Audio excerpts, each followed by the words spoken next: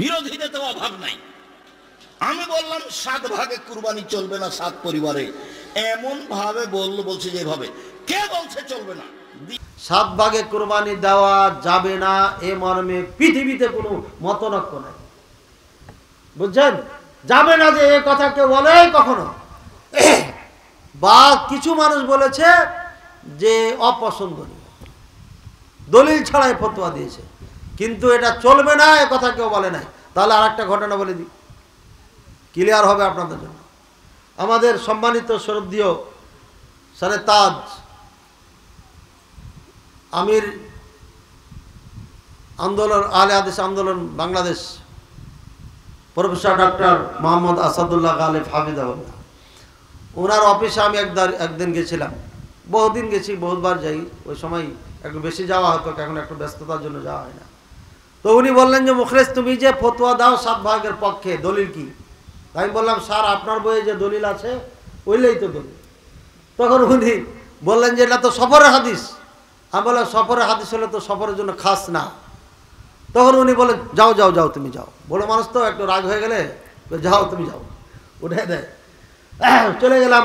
পরে ওনার বড় ছেলেকে দিয়ে যা হোক আমাকে ফতোয়া বোর্ডে ডাকা হয়। আরও 2 জন মাদানি ছিলেন, চিনেন আপনারা। আমি প্রথমেই ছিলাম আবদুল্লাহ সাকিব ভাইয়ের পাশেই, আমাকে দিয়ে শুরু হলো। আমি বললাম আমি যতটুকু গবেষণা করেছি 7 ভাগে কোরবানি জায়েজের পক্ষে ফতোয়া দিতে হবে, আর বিকল্প কোনো রাস্তা নেই।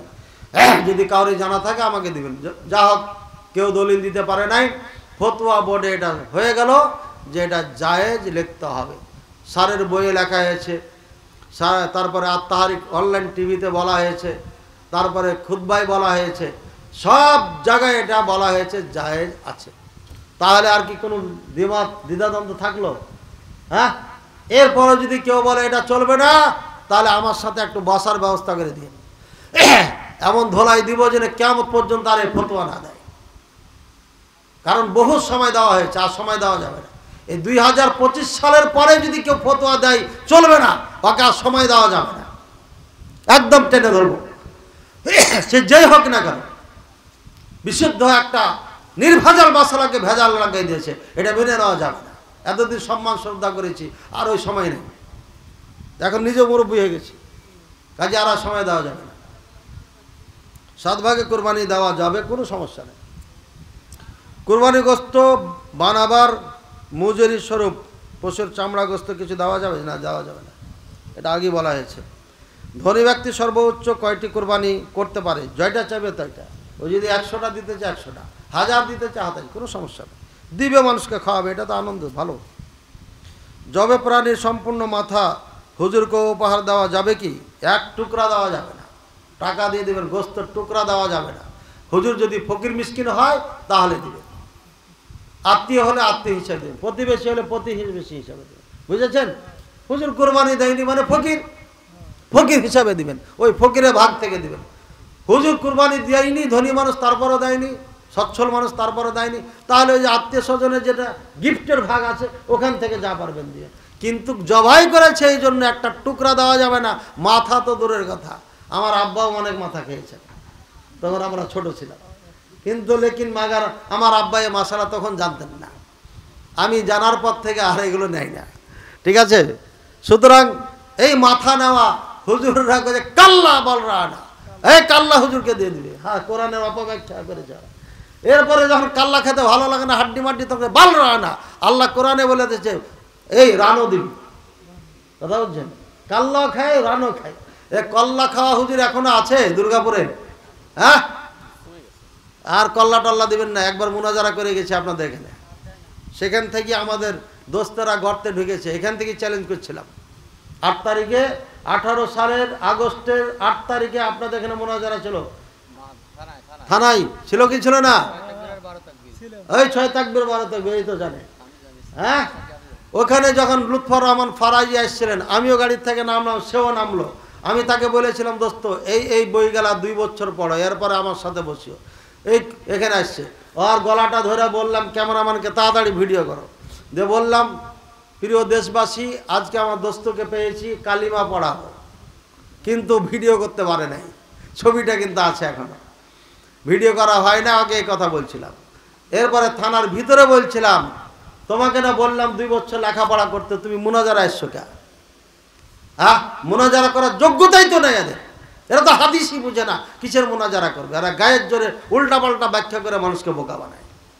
ভাইয়ের আমার, এরপর এখান থেকে বের হয়ে যে লিখেছে কি, যে এতদিন আহলে হাদিসেরা মুনাজারায় বসতেই রাজি ছিল না, এখন বসলো তো করতেই রাজি হলো না। কাযযাব, দাজ্জাল কথাকার মিথ্যা প্রচার করেছে। আমাকে একজন ফোন দিয়ে বলছে, শাইখ মুনাজারা আপনারা বলে বসেছেন, করতে রাজি হন নাই, এমন বক্তব্য দিয়েছে ফেসবুকে। সাথে সাথে ফোন লাগালাম, তখন দুর্গাপুর মনে হয় পারি হয়নি, ফোন দিয়া গেল, এই মুনাফিক, এর আগে মুনাফিকি করেছো তুমি কুমিল্লায় নোয়াখালীতে, আবার মুনাফিকি করলা, কেন এ পোস্ট করেছো? তখন ও ফোন কেটে দেয়, ফোন দিতে দিতে দিতে দিতে শেষ বন্ধ করে দেয়। তারপরে 10 তারিখে এখান থেকে যাওয়ার পরে ফেসবুকে লিখলাম, আগামী 10 তারিখ শুক্রবারে এই সময়ে আমি আসছি, চ্যালেঞ্জ করব মুনাজারা বাহাসের জন্য ফারাইজিকে, নাম লিখে দিয়েছিলাম। এবং সেদিন 5 জনের নাম ধরে বলেছিলাম, যখন যেখানে যেই ভাবি হবে খালি সিকিউরিটি দিবে, ও থাকবে আমি থাকবো, সপ্তাহে একজন একজন, 5 জন না, ও থাকবে আমি থাকবো, মুনাজারা হবে, গায়ে বল আর এলেমে জোর থাকলে চ্যালেঞ্জ গ্রহণ করো। ওই সেদিন থেকে ফারাইজি গর্তে ঢুকেছে, আজ পর্যন্ত বের হয়নি, কিয়ামত পর্যন্ত বের হবে না। আর যদি কোনোদিন বের হয়ে আমার সামনে আসে, এমন ধরাই দিব 14 গোষ্ঠী মনে রাখবে ইনশাআল্লাহ আজিজ। আবার এই দুর্গাপুর থেকে বলে গেলাম। এখন কোন সাল? 25 সাল। মহিলারা কি কোরবানির পশু জবাই করতে পারবে? পারবে। পাইলট হতে পারছে, এটা পারবে না মানে? দেশ চালাতে পারছে, কোরবানি করতে পারবে না। পুরুষ থাকতে মহিলা দিবেন কে? সিংহের গুতা মারলে পারবে সামলাইতে? খবরদার দিয়েন না। আবার যদি দেওয়ার ভাসু গরু চাপা ধরে, তখন তো আরেক বিপদ আছে। খবরদার, এসব কাজ করাবেন না। মুসলমান জবাই করবে, বিসমিল্লাহ আল্লাহু আকবার করে, নারী হোক পুরুষ হোক পারবে। মুরগি জবাই করে না মা বোনেরা? নাকি করে না? করে। আর আমাদের এলাকায় মুরগি জবাই করার লাগে দৌড়ে তো হুজুরের কাছে। এই মুসলমান না, আপনি কেন হুজুরের কাছে যাবেন কল্লা দেওয়ার জন্য? মুরগি জবাই করার মানে হুজুরকে তো খাওয়াইতে হবে। যাক, কথা লম্বা হয়ে যাচ্ছে। বেনামাজির মুরগি জবাই করা, গরু জবাই করা কোনোটাই খাওয়া যাবে না, আমি খাই না। এবং এক দোকানে জবাই করেছে, আমি নিষেধ করার পরও জবাই করে দিয়েছে, আমি খাইনি। অথচ 5-7 বছর থেকে তার ওখান থেকে মুরগি কিনি। আমি জবাই করলা কেন? আমি মুরগি নিব না। আমি এখানে আছি, বললাম যে ওই হুজুরটা দিয়ে জবাই করবা, হুজুরটা হেঁটে চলে গেল, ফট করে জবাই করে দিয়েছে। আরে আমি তো গাড়িতে বসা, তুমি জবাই করবে কেন? আমি তো নিষেধই করলাম তোমাকে, ও নিষেধ করেছে তোমরা জবাই করবে না, ওই হুজুরটা দিয়ে জবাই করে নাও। হুজুর জবাই করলে না, তাহলে আমাকে তো বলবে নাকি? আল্লাহর কসম, আমার বেনামাজি জবাই করা পশু কোনোটা জানতে পারলে আমার রুচি হয় না। মনে হয় হিন্দু জবাই করেছে। না না, খাবেন না, ও তো মুসলমানই না, কাফের।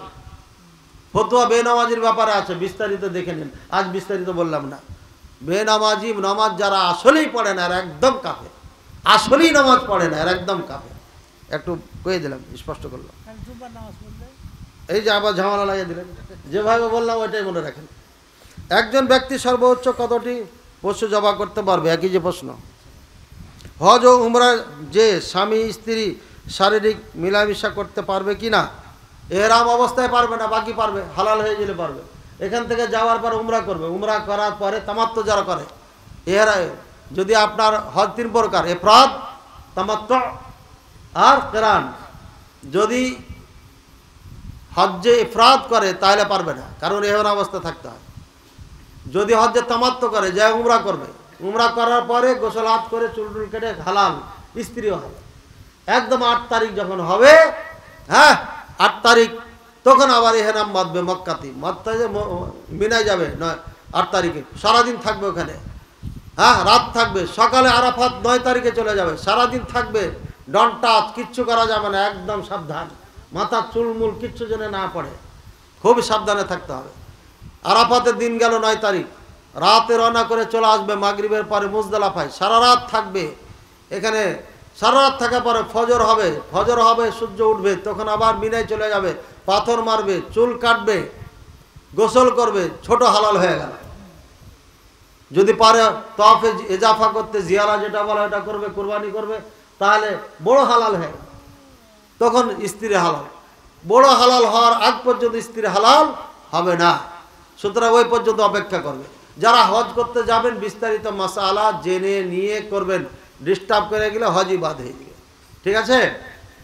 আচ্ছা, তাহলে গেল এটা।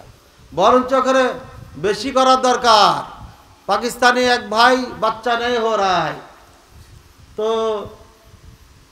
বলতেছে যে বাচ্চা যে হয় না, রওজাও যায়, রওজায় যায় 2 রাকাত সালাত পড়বে, আল্লাহর কাছে দোয়া করবে, এরপর আজওয়া খেজুর নিবা, 60টা করে খাইবা দুজনে, 60টা করে খাইয়া আবার নামাজ পড়বে, 2 রাকাত নামাজ পড়ে দোয়া টোয়া করে যুদ্ধ শুরু করবে। উহুদের ময়দান তো কাছে, যুদ্ধ করার পরে আল্লাহর কাছে দোয়া করবে, যতদিন আছো এখানে বাড়ি যাবে ইনশাআল্লাহ আল্লাহ হবে, হয়ে গেছে। পরে আবার উমরা করে হুজুরকে খুঁজে বেড়ায় খুঁজে পায়া করেছে বাচ্চা হোক। কথা বলছেন? দোয়া কবুলের জায়গা, কাজে ওখানে তো এই সুযোগ ব্যবহার করা উচিত। কুরবানির চামড়ার টাকা কিভাবে বন্টন করা যাবে? কোন ফকিরকে দিয়ে দিবেন, গোটা চামড়া দিয়ে দিবেন, অথবা গরিব মাদ্রাসা যেখানে এতিম গরিব বাচ্চারা পড়ে ওখানে দিয়ে দিবেন। ঠিক আছে? সবচেয়ে উত্তম কুরবানি কোনটি? উট, আগে বলে দিয়েছি না। কয় প্রকার প্রাণী দ্বারা কোরবানি করা যাবে? গবাদি পশু অর্থাৎ গরু, উট, দুম্বা, মুষ, ছাগল। আবার অনেকে বলছে খাসি কুরবানি দেওয়া যাবে না, কেন? ওই যে বিচি কেটে এনেছে তাই। এই বিচি কাটেছে কেন? খাসিটা ভালো তরুতাজা করার জন্য না, এই জন্য এটা আইব না, এটা তুরুটি না, এটা কি না, তুরুটি না, এই জন্য খাসি জবাই করা যাবে, কোনো সমস্যা না। তবে বুকা যেটা আছে এটা শোন না, বুকা বুকা বুকা বুঝেন তো? বুঝেন না? পাঁঠা, পাঁঠা বুঝেন? আচ্ছা, পাঁঠা মানে যেটা কাটাকুটা নাই, এটা দিলে পারে দিতে পারেন, কিন্তু আর গোস্তের একটা গ্যাস আছে, সবাই খেতে পারে না। এই জন্য খাসি কোরবানি দেওয়া ভালো, কারণ একে সুন্দর করে সিস্টেম করে তরুতাজা করা হয়েছে। কাজে যারা বলছে খাসি কোরবানি দেওয়া যাবে না, ভুল ফতোয়া এটা। কয় প্রকার প্রাণী গেল এটা না। ওয়ালাইকুম সালাম রহমতুল্লাহ। আমি খুব অভাবী মানুষ, ব্যবসায় লাভবান হতে পারছি না, এমন একটি আমল শিখিয়ে দেন যেন ধনী হতে পারে। আল্লাহর কাছে তওবা করতে হবে। আল্লাহর কাছে কি করতে হবে? যে কোনোদিন সুদের লেনদেন করব না, হারাম উপার্জন করব না, একদম ফ্রেশ ভাবে আল্লাহর কাছে তওবা করবেন। করার পরে বিবেককে প্রশ্ন করবেন কি করলে আমি ধনী হতে পারবো। তখন আল্লাহ রাস্তা বের করবে। আমি ধনী করাইতে পারবো? আল্লাহর কাছে আগে তওবা করতে হবে, এরপর আল্লাহর কাছে রাস্তা চাইতে হবে, এবং আল্লাহ রাস্তা দেখাবে, আর আপনি ওই রাস্তাতে এমন দৌড়াবেন, কিন্তু কখনো আল্লাহকে বলবেন না, আল্লাহ আপনাকে দিবে। আমি ছাত্র বয়সে চিন্তা করতাম যে সংসার চালাবো কেমনে, যখন ছোট ছিলাম। তাড়াহুড়া করছেন, ডবল বেতন লাগবে না আমার, এটা আল্লাহ রাস্তায় করছে। 14 তারিখ আল্লাহ রাস্তায়, হ্যাঁ তারিখ পার হয়ে গেছে, ভয় ভয়, টাকার ভয়। টাকা লাগবে না, 14 তারিখে টাকা দেন না। আকাশ খারাপ হয়েছে দেখিয়েছে, ছাদের নিচে আছে। আরে ভালোই তো পারে সারা, আমার যাওয়ার চিন্তা আপনাকে করতে হবে। এই যে রেডি হয়ে আছে আলহামদুলিল্লাহ, কোনো সমস্যা নেই। তো যা হোক, কি বলছিলাম, ও কিভাবে সংসার চালাবো। একদম পোল্টি মারলাম, লেখাপড়া ভালো করে শুরু করলাম, 4 বছর পড়া পরে চিন্তা করলাম যে এখন আমার বেতন 4000 হবে। কত সালে এটা? 1995 সালে আমার তখন বেতন হবে 4000 টাকা। ভালো ভালো শিক্ষক যারা, তাদের 4000 বেতন। তো আমার আস্থা হয়ে গেল যে আমার বেতন 4000 হবে, বুঝছেন। এরপরে লেখাপড়া করতে করতে ভাবলাম যে আর সংসারে সমস্যা হবে না, কারণ আমাকে আল্লাহ যতটুকু দিয়েছে একটা চাকরি করতে পারবো, বসে থাকতে হবে না। এবং মাথার মধ্যে ছিল চাকরি যদি না পাই জোর করে পড়াবো বিনা টাকাতে, মন চাইলে টাকা দিবে, নাহলে দিবে না। এ সাহস নিয়ে আগেছি, আলহামদুলিল্লাহ সফল করছে। 25,000 টাকা প্রথম চাকরি। আর সৌদি আরবেরটা বাদ দিলাম, 70-80 হাজার টাকা ছিল। অভাব দূর করার জন্য এই কৌশল। ঘরের ভিতরে কাবা ঘরের ছবি অথবা কোনো কোরআনের আয়াতের ছবি রাখা যাবে কি? এগুলো রাখবেন না, এইভাবেই সেরে গেছে। জৈনক আলেম এগুলোই তৈরি করছে, আর বলছে যে আমি আমার ঘরকে এমনভাবে সাজাচ্ছি যেদিকে তাকায় সেদিকে যেন আল্লাহর কথা মনে হয়। আচ্ছা বলেন, রাসূলুল্লাহ সাল্লাল্লাহু আলাইহি ওয়াসাল্লাম, সাহাবায়ে কেরাম আল্লাহকে স্মরণ করার জন্য কাবা ছবি আটকাইছেন? বলেন। আল্লাহকে স্মরণ করার জন্য নূহ আলাইহিস সালামের কওমকে আল্লাহ নাকি ফেরে শয়তান ছবি বানিয়ে দিয়েছিল পাঁচজনের ছবি দিয়ে পরে এই হিন্দুদের জন্ম হয়েছে। হিন্দু ছিল না আগে, এই মূর্তি পূজা শুরু হয়েছে। কোন ছবি মূর্তি ঘরে কাউরি কাবা টাবা কিচ্ছু রাখবেন না, একদম ফেরেস রাখেন। কোরআনের আয়াত অনেক সময় দেওয়া হয়, আমি মনে করি এটাও ঠিক না। কোরআনের আয়াত কি লটকানোর জন্য? কোরআনের আয়াত লিখবেন পুরো বডিতে, সব সময় যেন আপনার মুখ দিয়ে কোরআন বের হয়, তাহলে আপনার সফলতা। আপনার বের হয়, স্ত্রী বের হয়, ছেলে মেয়ের বের হয়, তাহলে আপনার সংস্থা। বাকি যা টাঙ্গি এগুলো শয়তানের থেকে এসেছে, এগুলো ইসলাম থেকে আসেনি। সাবধান থাকবেন। এই শেষের দিকে 5 রাকাত বেতর সালাতে নিয়ম কি? টানা 5 রাকাত পড়ে একদম লাস্টে বসে তাশাহুদ সব পড়ে চলে যাবেন। একাকী ব্যক্তি সফরে থাকা অবস্থায় তারা কি একাকী সালাত আদায় করবে না জামাতে? জামাতে করবেন, সব সময় জামাতে করবেন। সুযোগ না থাকে একান্ত, তখন একা পড়বেন। ট্রেনের মধ্যে সুযোগ নাই, বাসের মধ্যে সুযোগ নাই, হ্যাঁ ড্রাইভার ওই মার্কা ড্রাইভার, এমন দেশে আছেন এখানে দাঁড়াবে না, তখন ওই অবস্থায় সালাত পড়বেন। জি, 2 রাকাত করে। সফরের দূরত্ব কত? 80 থেকে 85 কিলোমিটার গাড়ির রাস্তা যদি হয়, 80 থেকে 85। আমি এখানে পূর্ণ সালাত পড়েছি এসা, আমি রাজশাহী থেকে আসলাম, হ্যাঁ, তাহলে এখন পুরা সালাত পড়বো না কসর করব? পুরা সালাত পড়েছি। বেশির থেকে বেশি 35 কিলোমিটার হবে, সোজা হলে আরো কম হবে। সুতরাং এখানে কসর করা যাবে না। বর্তমান এই রাস্তায়, গাড়ির রাস্তাতে কসর করা যাবে না। হ্যাঁ, পায়ে দল আসতাম, আমার বাড়িতে যে হুজুর কোথায় বলে সফরে আছেন, তাহলে সফর ধরা যেত। এখনো যদি আপনার বাড়িতে কেউ এসে বলে আপনি গেছেন নাটোরে, ধরেন যে 50 কিলোমিটার কম বেশি, বাড়িতে আসার পরে যদি আপনার এই গ্রামে বলে যে সফরে আছেন উনি, তাহলে এটা সফর ধরা যাবে। এই পরিভাষা যদি এলাকায় থাকে যে এত কিলোমিটার এত দূর গেলে সফর বলে, তাহলে ওটা সফর ধরা যায়। তাছাড়া হাদিসের আলোকে 80 থেকে 85 কিলোমিটারের নিচে সফর ধরা হয় না। বুঝেছেন কথা? যেসব ফতোয়া ভেসে বেড়াচ্ছে ভুল ফতোয়া। কতদিন কসর করবেন? 4 দিনের নিয়াত যদি থাকে কসর চলবে, 5 দিনের নিয়াত করলে আর কসর চলবে না। আপনি এখান থেকে ঢাকা গেছেন, ঢাকাতে আপনি 5 দিন থাকবেন, পাক্কা নিয়াত, হোটেলে থাকেন, ছেলের বাড়িতে থাকেন, তাহলে আপনারা কসর চলবে না, পুরা সালাত পড়বেন। তবে 4 দিনের নিয়াত আছে, তাহলে কসর হবে, জমা হবে। বুঝেছেন কথা? এটা হলো ক্লিয়ার কাট কথা। বাকি যা ভেসে বেড়াচ্ছে ভুল ফতোয়া ভেসে বেড়াচ্ছে, আল্লাহ বুঝার তো বিধান করুন। ঘোড়ার গোস্ত ও কাঁকড়া খাওয়া বিধান কি? ঘোড়ার গোস্ত খাওয়া জায়েজ আছে, কাঁকড়াও খাওয়া জায়েজ আছে। কাঁকড়া খাওয়া যাওয়া জায়েজ, ঘোড়ার গোস্ত খাওয়া জায়েজ। গুই সাপ খাওয়া হারাম, দব খাওয়া জায়েজ আছে। জৈনক বক্তা বলছে গুই সাপ খাওয়া জায়েজ আছে। হাদিসে দব বলা আছে। দব বলা হয় যেটাকে বাংলা ভাষায় সান্ডা বলা হয়। তো জৈনক বক্তার দোষ না। হাদিসে যে দবের কথা আছে, আমি ডিকশনারি একটা বের করলাম বাংলা, ওখানে গুই সাপ লেখা আছে, মানে ডিকশনারিতে ভুল লিখে দিয়েছে। আপনি দব লিখবেন সুয়ারুদ্দব আরবিতে, তাহলে ছবি চলে আসবে। এবং নেটে এখন খুব পাওয়া যায়। সৌদি আরবে যারা থাকে ওরা বলে এই যে দেখেন আমার কফিলে দব খাই, খুব ভালোবাসে এরা। গুই সাপের মতো দেখতে, কিন্তু গুই সাপ না, ওটাকে বলা হয় দব। সম্ভবত বাংলাদেশে সান্ডা বলা হয়।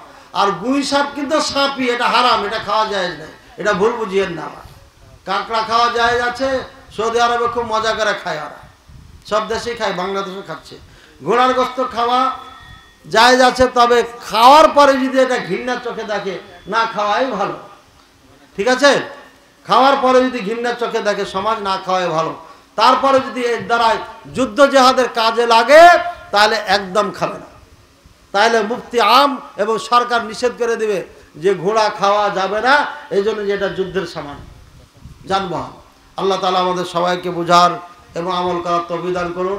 কোরআন সুন্নাহ ভিত্তিক চলার তৌফিক দান করুন। আল্লাহ যারা এই